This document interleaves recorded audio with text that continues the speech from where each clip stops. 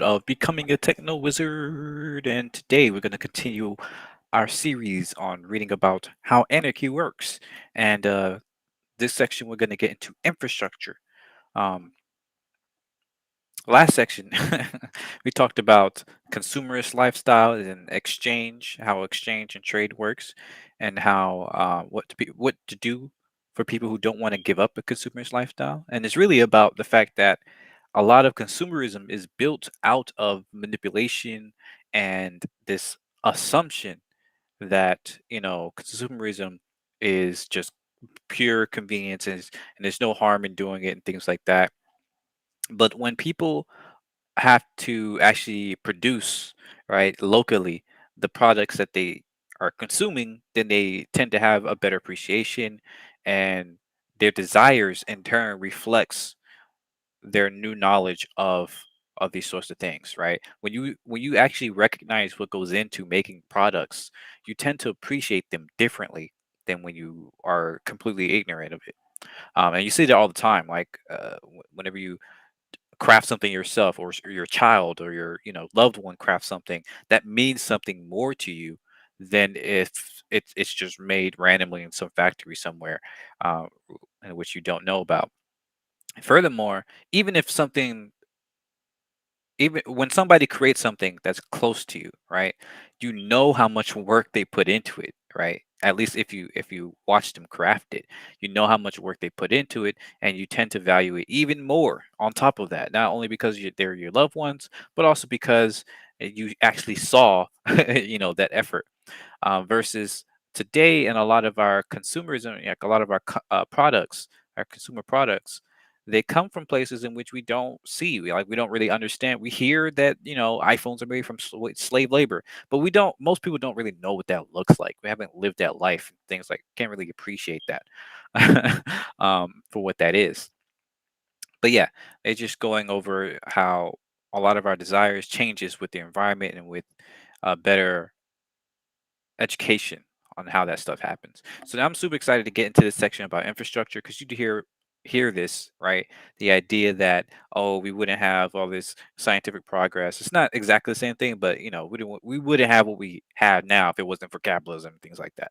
But the reality is, like, a lot of the infrastructure, and they're probably going to get into this, a lot of the infrastructure that was built out in America and probably many other places around the world was strictly due to either socialism or um, military, right? The highway system, right? In almost every single country in the world throughout history, the highway system was developed primarily for military engagements and or the kind of police force, like the armed forces, to be able to get to and from the country in order to take taxes. Right? There was nobody cared about facilitating trade between commoners.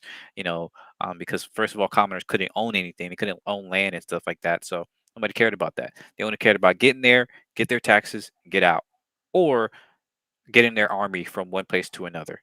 Across the lands. So that's a huge, fly in the face of so-called progress and capitalism, pushing forth these types of things. Another one was uh, like irrigation systems, and electricity and internet. All of that is from socialism. It's from people realizing that you can't have these people in power, like either the people in power actually cared about the people and wanted to give the people more power or more things, or which was more likely the case, um, the individual people, right, came together and said, "We need this. We need to develop this," and things like that, um, and created those systems for themselves. Here in America, it was very much socialism, um, in which people was up in arms about that stuff. The whole Green New Deal coming off of the back of the Great Depression. People realize, okay, we need to supply the whole as many Americans as possible with running water, electricity, things like that, and eventually internet. But even today, because of the fact that you don't see this because it's no longer a commons, like it's not really supplied by the government, and things like that, It's bullcrap. Like a lot, the internet. We say we have fast internet, but we have here in America at least we have some of the slowest internet out of most other quote unquote developed nations. Even places that are not quote unquote developed have faster internet in many places because of they can jump right forward straight to wireless or straight to gigabit or straight to this, while we have to deal with these old structures, and our economy system doesn't really, there's no incentive to really create gigabit internet to every person because there's a lot of costs associated, and the cable companies don't want to pay those costs. That's why you have the subsidies. That's why you have net neutrality and all this other stuff. But anyways, let's not get into that. Let's see what Peter Geldlew is talking about in this section. Yeah. So, what about building and organizing large, spread out infrastructure? Many Western history books assert that centralized government arose out of the need to build and maintain large infrastructure projects, especially irrigation. Yeah, I think that's right. Um, However, this assertion is based on the assumption that societies need to grow and that they cannot choose to limit their scale to avoid centralization. Ooh, good point. An assumption that has been discredited many times over. And while large scale irrigation projects do require some amount of coordination, centralization is only one form of coordination. Coordination. Exactly, exactly. In India and East Africa, local societies built massive irrigation networks that were managed without government or centralization, right? And the T- Taita Hills region of what is now Kenya, people created complex irrigation systems that lasted hundreds of years, often until colonial agricultural practices ended them. Households share day to day maintenance, each responsible for the closest section of the irrigation infrastructure, which was common property. Another custom brought people together periodically for major repairs, known as Harambe labor. It was a form of collective, socially motivated work, similar to traditions in many other decentralized societies. The people of the Taita Hills ensured fair use through a number of social arrangements passed on by tradition, which determined how much water each household could take. Thus, those who violated these practices faced sanctions from the rest of the community. Yeah, it's very interesting how people tend to, actually take care of the commons. The whole idea of the tragedy of the commons was a farce. Like, if you go look it up, it wasn't even real. The tragedy of commons was actually a tragedy of privatization, of the fact that, certain early kind of mercantile companies and things like that would try and buy up land to the point where they would actually segment off of their land with gates and fences, leaving little weird stretches of land that nobody wanted in between the privatized pieces of land, and that's what was messed up. That's what dilapidated. But before they started cutting up these pieces of land, you had the commons. Everything, like all those lands was in common. All of them were shared, and people would, walk across all of them. People would take their sheep across anywhere where they wanted to go, and because everybody used it, everybody took care of it because they realized, oh, we need this. This is common. This is a space that we all use and things like that. And so people would contribute and would pitch in to making sure that whole stretch of land or whatever is actually well maintained. It wasn't until privatization, once again, that the quote unquote commons, got dilapidated. Was so it's all this propaganda, man. It's crazy. When the British colonized the region, they assumed they knew better than the locals and set up a new irrigation system, geared, of course, to cash crop production, based on their engineering expertise and mechanical power. During the drought of the 1960s, the British system failed spectacularly, and many locals returned to the indigenous irrigation system to feed themselves. Would you look at that? According to one ethnologist, East African irrigation works seem to have been more extensive and better managed during the pre colonial era. Hmm. And it's interesting too because once again, like the Africans especially had some of the best irrigation systems in the world. Some other great ones were folks in China and the China, those hills and things like that. I think there was some folks in South America, present day South America, and then the folks across India had some good ones too, but across Africa, it was like a very spiritual thing to have a clean system, to have systems of water have water systems, right?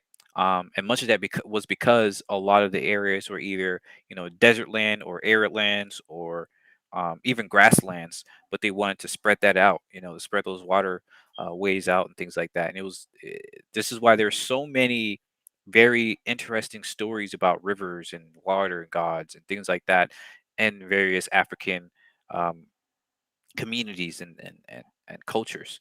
It was very, kind of special to the point where their cities were usually way cleaner, right? The people were way cleaner than European cities and people. And that's not like a it's not like an attack at Europeans or anything. That's just like facts. So once again, look up what's his name? I forgot the name, but the Spanish, you know, conquerors, the Spanish travelers, when they came over to Africa, visited places like Mali with the Edo Empire, the city of Edo, or whatever it's called at the time. Before it was called Mali. I think the other name is Benin Kingdom or something like that. When they visited the city, right, which eventually earthed or housed Timbuktu. When they visited this city, it was so clean that they were completely aghast. They were like, "This is one of the most clean cities, in that they visited in the world." To the point where it put like huge cities like London to shame, makes that place look like a backwater, because people, they even had like toilets upstairs, some sort of toilet system where you actually used, like, they had irrigation systems that came into the city and was irrigated to every single household, and many of those households themselves had like courtyards, so the water would go around like the house and act as insulation, act as like a air conditioning. Think about that. They use water for not just cleaning and toiletry, but as air conditioning. Like, I'm telling you, man, it's crazy when you look up history and see how awesome humans are in any place, any parts of society. It's just amazing. Let's continue. During the Spanish Civil War, workers in occupied factories coordinated an entire wartime economy. Anarchist organizations that have been instrumental in bringing about the revolution, namely the CNT Labor Union, often provided the foundations for the new society, especially in the industrial city of Barcelona. The CNT lent the structure of running a worker controlled economy, a task for which it had been preparing years in advance. Each factory organized with its own chosen technical and administrative workers, factories in the same industry in every locality organized into the local federation of their particular industry. All the local federations of a locality organized themselves into a local economic council in which all the centers of production and services were represented. And the local excuse me. The local federations and councils organized into parallel national federations of industry and national economic federations. If this sounds complicated, think about how complicated a centralized system is. This is why I always kind of hate the idea that a decentralized system is inherently less organized than a centralized one. The truth is that they're very similar in how organization has to happen, meaning they have to happen on a layer by layer basis, right? Whether you're centralized or decentralized, once you reach a certain amount of scale, it requires you to break apart, right? To layer how people organize. If you in a space with a million people, there's no way you can talk to a million people. You can't even meet a million people in your life, probably, right? And so it literally requires a kind of setup upon setup. But in a centralized system, you have this stupid, I have to say, assumption that we're all in the same thing just because we claim we are, even though most people don't really care about it or don't really know what this organization, this nation, whatever, actually cares about, or is, what the goals are and things like that. Um, Furthermore, if you're doing something like projects or anything like that, once again, if you want to organize to get something done, you have to work with a small number of people. You can't work with a million people to get something done. Yeah, right. It's just ridiculous to even think about something like that. Maybe one day when we get like hive technology, you meld the brain of a million people or something like that. But that's still the same thing. Like it's a whole bunch of people, coming together to in a central thing. But in the decentralized system, you have more adaptability, right? You have more flexibility, you have more local community, you have more kind of sense making because every person, right, is in their own community in which they fully like actually know, understand, agree with, and then they can choose for as a community what other communities to associate with, right? And so you can accomplish the same things, but in a decentralized system, it's just less room for people to take a bunch of power, right? For people to take over and monopolize all the power. That's basically the only difference. You can still accomplish the same things. It's just less power kind of what do you call it? Power tripping and power plays that goes on. And that's why we have so many centralized systems today, is because the people in power enjoy that power, right? The influence, the wealth, the economy, things like that. You know, the military power.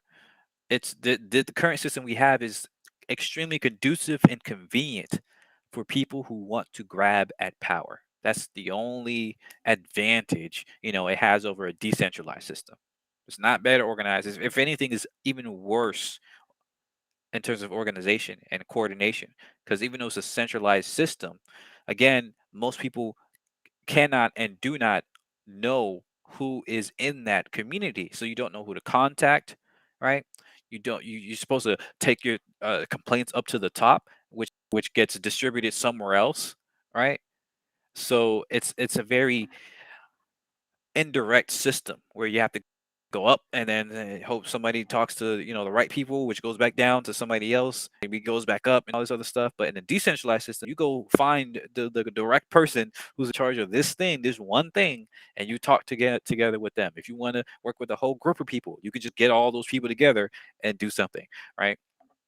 It's it's really frustrating how again we just sucked up this propaganda to believe in like a centralized system is better organized, and all these people are agreeing on the same goal. Like if you ever worked at a company with over 50 people, even at the point of like 20 something people, you begin to see like not everybody really agrees on where this company is going, how it wants to go, right? It's really difficult to get a company with just to get a group of just a couple dozen people to agree on a singular goal, right? Much less thousands, much less millions and billions of people. Come on, man. Let us continue. The Barcelona Congress of all Catalan collectives, Catalan, on August 28, 1937, provides an example of their coordinating activities and decisions. The collectivized shoe factories needed 2 million possessors credit. Excuse me, talking so much. How long is this? Maybe I need to stop talking so much. Ooh, okay. Not super long, but it's kind of long. Um, Because of a shortage of leather, they had to cut down on hours, though they still paid all their workers full time salaries. The Economic Council studied the situation and reported that there was no surplus of shoes. The Congress agreed to grant credit to purchase leather and to modernize factories in order to lower the prices of the shoes. Later, the Economic Council outlined plans to build an aluminum factory, which was necessary for the war effort. They had located available materials, secured the cooperation of chemists, engineers, and technicians, and decided to raise the money through the collectives. The Congress also decided to mitigate urban unemployment by working out a plan with agricultural workers to bring new areas into cultivation with the help of unemployed workers from the cities. Awesome. In Valencia, the CNT organized the orange industry with 270 committees in different towns and villages for growing, purchasing, packing, and exporting. In the process, they got rid of several thousand middlemen. Ain't that great? In Loreto, the fishing industry was collectivized. Workers expropriated the ships, cut out the middleman who took all the profit, and used those profits to improve the ships and other equipment or to pay themselves. Catalonia's textile industry employed 250,000 workers and scores of factories. During collectivization, they got rid of high paid directors, increased their wages by 15%, reduced their hours from 60 to 40 hours per week, brought new machinery, and elected management committees. Amazing. Amazing. Just imagine that for a second. You get rid of like the high paid directors, and instantly everybody else gets like a 15% raise. All right. Just because it's so sad and frustrating when you see that. Like that's why we have so many centralized positions and or companies and organizations and countries, is because all the power, gets accumulated at the top. And so this is why in almost every company, the leaders, the quote unquote leaders, the directors and all these other people get paid stupid, like 200, 300, 500% more than the average worker, than almost every other worker who's not at that level. Just think. So if they were being paid, at least similarly to other workers, um, then everybody would get way more. All right, it's in Catalonia, libertarian workers showed impressive results in maintaining the complex infrastructure of the industrial society they had taken over. The workers who had always been responsible for these jobs proved themselves capable of carrying on and even improving the work in the absence of bosses. Without waiting for orders from anyone, the workers restored normal telephone service within 3 days after heavy street fighting ended. Once this crucial emergency work was finished, a general membership meeting of telephone workers decided to collectivize the telephone system. Mm. The workers voted to raise the salaries of the lowest paid members. The gas, water, and electricity services were also collectivized. The managing water lowered rates by 50% and was still able to contribute large amounts of money to the anti-fascist militia committee. The railway workers collectivized the railroads, and where technicians in the railroads had fled, experienced workers were chosen as replacements. The replacements proved adequate despite their lack of formal schooling, because they had learned through the experience of working together with the technicians to maintain the lines.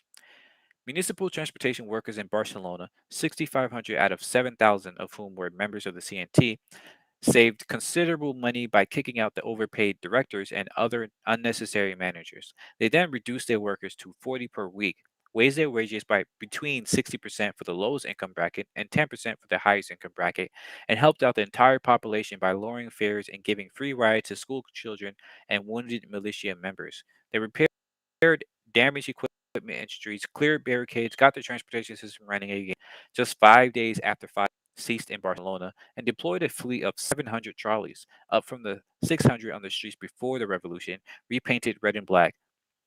As for their organization, the various trades coordinated and organized their work into one industrial union of all transport workers. Each section was administered by an engineer designated by the union and a worker delegated by the general membership.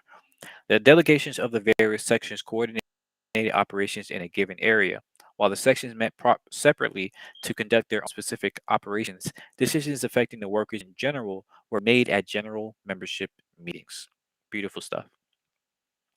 The engineers and technicians, rather than comprising an elite group, were integrated with the manual workers. The engineer, for example, could not undertake an important project without consulting the other workers, not only because responsibilities were to be shared, but also because in practical problems, the manual workers acquired practical experience which technicians often lacked, right?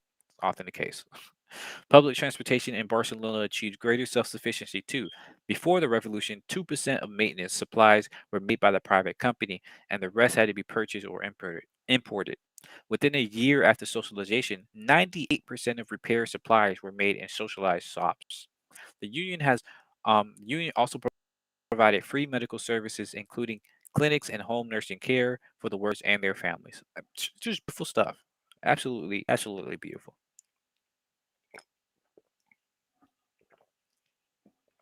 Mm.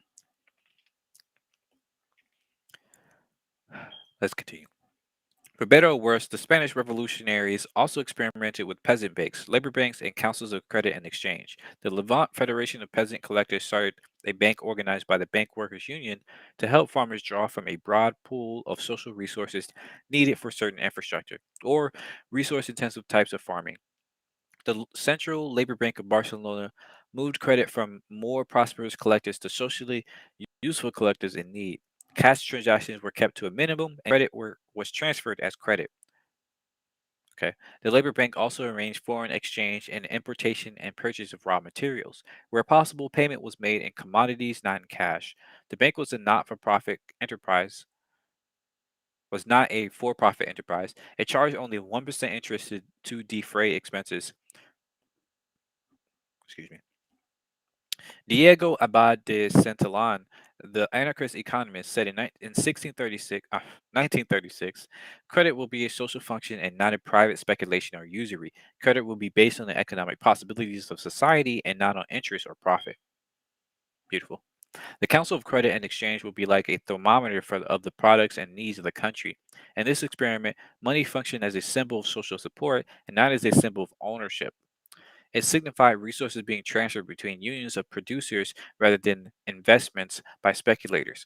Within a complex industrial economy, such banks may make exchange and production more efficient, though they also present the risk of centralization or the reemergence of capital as a social force. Yeah, you got to be careful with any time you introduce a monetary system, because that's the, especially if it's wide ranging, right? You very quickly come against the problem of it being used as a source of power, which tends to compound on itself, or you know when the money system becomes a unit of measurement, or unit a measurement of value, supposedly, um, in which case the money becomes a value rather than actual measuring value. A good old Goodhart's law, right? Within a complex industrial economy, such banks make exchange and production more efficient, though they also present the risk of centralization. Oh, I already said that. Sorry. Oh, wait, did I? I don't know. Let's say it again. Within a complex industrial economy, such banks make exchange production more efficient, but they also present the risk of centralization or the reemergence of capital as a social force. Yeah, I did. Furthermore, efficient production and exchange as a value should be viewed with suspicion, at least by people interested in liberation. Oh, yeah. Yeah, because what do you mean by that? Efficient production and exchange, like especially as a value. Like the value part is not the production and exchange; it's the humans, right?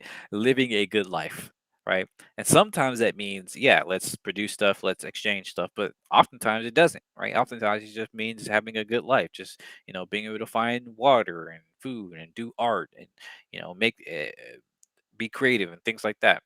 And if you focus more on the how much exchange is happening, then you're not really focused on the quality of those exchanges, or you know whether or not you even need those exchanges at any one point in time. Same thing for production. There are a number of methods that could prevent institutions such as labor banks from facilitating the return of capitalism, though unfortunately the onslaught of totalitarianism from both the fascists and communists deprived Spanish anarchists of the chance to develop them. These might include rotating and mixing tasks to prevent the emergence of a new managing class, right? Yeah. Developing fragmented structures that cannot be controlled at a central and national level. Yes. Okay.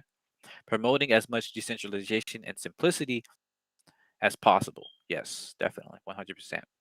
Need that um, transparency in the system. A huge reason why centralization and other power structures are so powerful is because they're opaque. Right, it's really difficult to understand what the hell is happening in these systems. You might think you are, but usually a lot of the stuff is going on behind the scenes or behind closed doors and things like that, and it becomes way too complicated to even understand, much less complex. So yeah, um, and maintaining a firm tradition that common resources and instruments of social wealth are never for sale. Beautiful. This is a huge thing, right?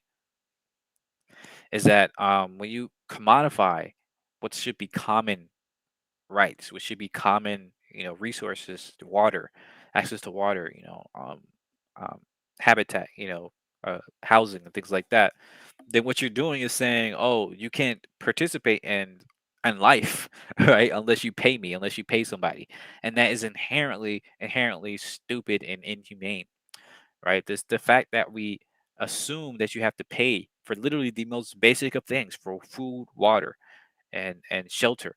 You have to pay for these things, right? Means that we've completely lost the mark on our society. People claim, oh, you have to because it's limited. It's not limited, right? See how much water is out here?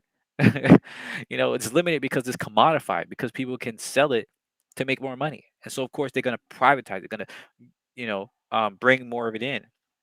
A lot of the limitations on things like water and even land and stuff like that is not because people are just using it regularly. It's because people are hoarding it in order to sell it later, or just selling it en masse right now. Like they're selling it outside of their local place, right? So one place might have a lake or with really fresh water, and they sell it halfway across the world, right? And so they're selling it to so many more customers than the local area can balance out. But if only the people in that area could use that water, right?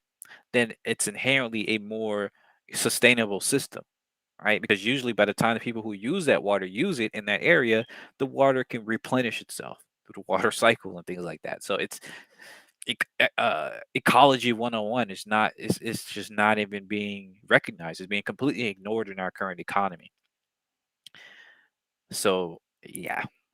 But as long as money is a central fact of human existence, myriad human activities are reduced to quantitative values, and value can be amassed as power. Exactly. Exactly. And thus alienated from the activity that created it. In other words, it can become capital. And that is the central problem of capitalism. That's why they found that the foundation of capitalism is inherently stupid and just inhumane, and it doesn't work. And I say this as a person who wanted to be a trillionaire, who wanted to beat the game of capitalism, right? I wanted to win this game. Then I realized that the entire game is rigged and inherently it's not just unwinnable, but it's you don't want to win this game, right? Winning this game literally means like the destruction of everybody else who plays, who's forced to play, right? That's the central problem of this system. All the byproducts, all the quote unquote progress that we got from it, just it doesn't balance out with what we lost. And the fact is that we don't even know what we lost. That's what makes it so much more tragic. That's what's so frustrating about people who cap for capitalism, who hurrah for capitalism, who say, "Oh, you got to, capitalism brought us all this," because you don't even know what we lost. So how are you going to say what we got if you don't even understand what the hell we had before? If you just assume people were just poor and miserable and all this other stuff, then of course you're going to be like, "Oh yeah, capitalism is great." But if you actually realize that no, people were pretty fine before, they were doing okay, they were doing really well actually, and then capitalists went and destroyed a lot of that stuff. When you actually see that truth, then you're like, oh, hmm, hmm. Is all this quote unquote progress actually good? Actually, progress? Hmm. Anyways, let's finish it. Usually, anarchists do not agree on how to strike a balance between practicality and perfection, or how deep to cut in order to root out capitalism. But studying all the possibilities, including those that might be doomed to failure or worse, can only help. Yeah, we gotta talk about these things. A lot of times we can't even talk about what the hell's wrong with capitalism because on one side you have people who want to, oh, capitalism is perfect. Don't never talk about it. It's got us all this stuff. You better be grateful and all this stuff. So you can't even critique capitalism with these people. And on the other side, people are too complacent, right? They want to give up. They're nihilistic. Oh, it doesn't matter. It's whatever. There's no point in talking about. I'm just trying to make a buck, man. I'm just trying to live my life, whatever. I'm not trying to think about all this stuff, this politics or whatever. You know, both sides is completely just despicable. You can't talk about if you're not talking about this stuff, you're not studying this stuff, you're not understanding this stuff, then when the shit hits the fan, you got nobody to blame but yourself, which is what's happening now. So this is why I'm doing this myself. Is because I want to learn more about this stuff, right? I wanted to see what anarchy was about. I want to see what the literature was about. I want to see these examples. I want to see these arguments and all this other stuff. And hopefully, people find this channel and engage with this stuff too. If you have questions, feel free to ask. Right? If you disagree, feel free to say so. But you better come with some actual reasonable stuff. Don't come with the same bull crap. Don't come with the same bullcrap straw man because I will tear it down. Like, all right. That's why I regularly talk about, oh, this is what people say because I already know the arguments. A lot of it's just the same talking points recycled that makes no sense, that has no basis, that's fundamentally flawed. So if you want to actually, cap for capitalism, if you want to say capitalism is good or any of these other systems or anarchy is wrong, you better come with some real arguments. But it's all a learning process, right? I might be wrong, but I don't know. This is all coming. This is all really good stuff, really good information. So the bar is being set high. Um, but yeah, that's it for today. As always, thanks for listening. Thanks for watching. Let me know your thoughts. Um, Let me know how you're feeling about all this. I enjoy doing this. Again, not very many people listen or watch right now, but it's fun for me, and I like doing this for posterity's sakes at least. I want to start posting this in other places. Maybe like I heard some tools like PeerTube or Odyssey, just to get off of YouTube, being more decentralized. Practice what I preach and this, that, and the other. Um, so I'll check that out. And yeah, have a great day. See ya.